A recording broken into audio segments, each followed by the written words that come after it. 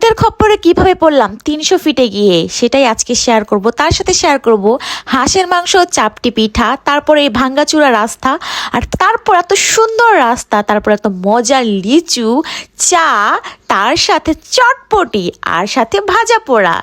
So সাথে আছে mini Bandarban. এই সব কিছু নিয়ে থাকছে আমার আজকের ব্লগ। সো হ্যালো এভরিওয়ান, সবাই কেমন আছো? আজকে আমি চলে এসেছি ৩০০ ফিটের যাত্রার উদ্দেশ্যে। তো যাত্রা পথে একটু ব্রেক নিলাম। আমার জামাই আবার চটপটি লাভার, তার চটপটি না হলে চলেই না। মামা গরম গরম চটপটি আমাদের সুন্দর করে দিয়ে দিল, আর আমরাও চটাচট খেয়ে নিলাম। প্রথমে আমাদের ডিম কম হয়েছে, তো বললাম ডিমটা আমাদের আবার দেন। তারপর মামা আবারও ডিম দিল, আবারও ধনেপাতা কুচি সব কিছু দিয়ে একসাথে আমাদের দিয়ে দিল। এরপর আমরা কি করলাম, ভাজা পুরি খাওয়ার ক্র্যাভিংস উঠেছে আমাদের।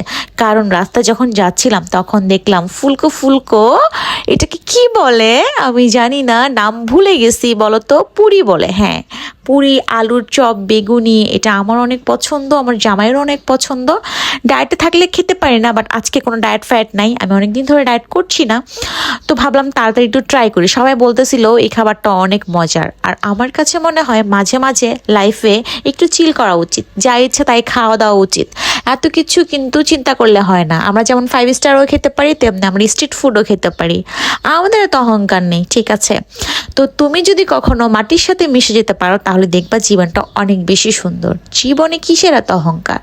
সো যাই হোক, তারপর আমি খেয়ে দিয়ে একটু ঢং করে আবার পিকচার নিলাম। এরপর আমি দেখলাম রাস্তায় লিচু বিক্রি করতেছে। ও মাই গড, নীলা মার্কেট, একদম টাটকা টাটকা লিচু। আর মামা একটু স্মোক করতেছিল। যাই হোক, এই তো চলে এলাম অবশেষে ৩০০ ফিটে। আর ৩০০ ফিটে এই কাশিমোল্লার দোকানে আমি সবসময় খাই। এই দোকানটা আমার ভীষণ পছন্দ। ওদের হাঁসের মাংস এত মজা হয়, এত মজা করে রান্না করে। আর এই ভাইয়াটা হচ্ছে কথা বলতেছিল, উনি বলতেছিল যে ওনার দোকানের বিষয়ে আমি জানতে চাচ্ছিলাম। উনি আমাকে বলতেছিল ওনারা হচ্ছে ২৫০ টাকা প্লেট রাখে, ঠিক আছে? 5 পিস মাংস দিব আপনাকে, গরুর মাংস। আর এখানে গরুর মাংস, সরি হাঁসের মাংস আর গরুর মাংসটা ওদের শেষ হয়ে গেছে, কারণ অনেক মানুষ ওদের দোকানে আসে, ওদের খাবার খুবই লিমিটেড, ঠিক আছে? আর এখানে বট রান্না করতেছিল ওরা। সো আমরা খাবার অর্ডার দিয়ে দিলাম, চলে আসলো আমাদের এই সেই কাঙ্ক্ষিত হাঁসের মাংস, চাপটি পিঠা এবং ভর্তা। বিলিভ করেন গাইস, এত মজা ওদের হাঁসের মাংস থেকে শুরু করে ওদের চাপড়ি, তারপর হয়েছে ভর্তা, বাট অনেক ঝাল। এত ঝাল খাওয়ার পরে আমার অবস্থা পুরাই খারাপ হয়ে গেছে। বাট অনেস্টলি সে ওদের খাবারের মান থেকে শুরু করে ওদের কোয়ালিটি, খাবারের behaviour, everything is so good. এরপর ওরা হচ্ছে এখানে সালমন ফিশ, তারপর আরও কী ফিশ, এগুলো সেল করে, বাট আমরা এগুলো অর্ডার করি নাই। দেন খাওয়া দাওয়া শেষে 1 কাপ চা না হলেই নয়, এটা আমার মোস্ট ফেভারিট। সো চা খেলে শরীরটা চাঙ্গা লাগে, ভালো লাগে, একটু ঘুম ঘুম ভাব চলে আসছিল, যেহেতু রাইড করব আর অনেক দূরে যেতে হবে। সো এই তো, তারপরে একটু ছোটোবেলার কথা মনে পড়ে গেলো। সামনে মেলা হচ্ছিল, আর এত মিউজিক, ভাই রে ভাই, কি বলবো, দুনিয়ার সব সুখ মনে হয় মেলায় যারা যায় তারাই পায় ভাই। তো আমি একটু 4-5টা ক্যাপচার করছিলাম। এটা বাঁশের তৈরি একটা রেস্টুরেন্ট। ৩০০ ফিটে যারা যায় তারা প্রবাবলি বুঝতে পারবে।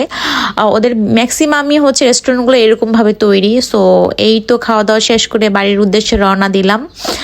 রাস্তাঘাটগুলো খুবই সুন্দর এবং মানে নির্জন ছিল। আমার খুবই ভয় লাগছিল, যেহেতু অনেক রাত হয়ে গিয়েছিল। সো এটা নিয়ে একটু ভূতের খপ্পরও পড়েছিলাম। এটা নিয়ে আমি নেক্সট ভিডিওতে ইনশাআল্লাহ কথা বলবো। আমার এখনই ভয় লাগতেছে। রাস্তার অবস্থা খুবই বেহাল ভাই রে ভাই। আমরা ভিতর দিয়ে অন্য একটা রাস্তায় ঢুকে গেছিলাম গুগল ম্যাপ দেখে দেখে। গুগল ম্যাপে উল্টা পাল্টা দেখায়, এরপর আমরা ভালো রোডে দেখা পেলাম। সো অবশেষে আমরা আমাদের ৩০০ ফিটের যাত্রাটা এন্ডিং করলাম। সো সবাই ভালো থাকবেন, আল্লাহ হাফেজ, থ্যাংক ইউ ফর ওয়াচিং।